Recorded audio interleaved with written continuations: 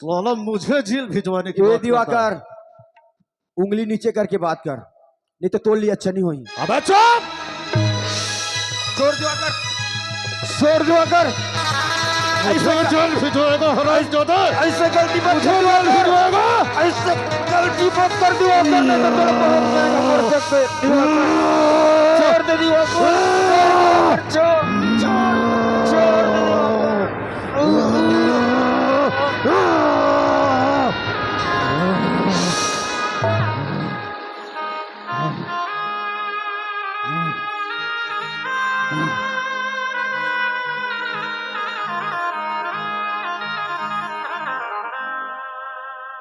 गलत की घमंड करके मुझे जेल भेजना चाहता था।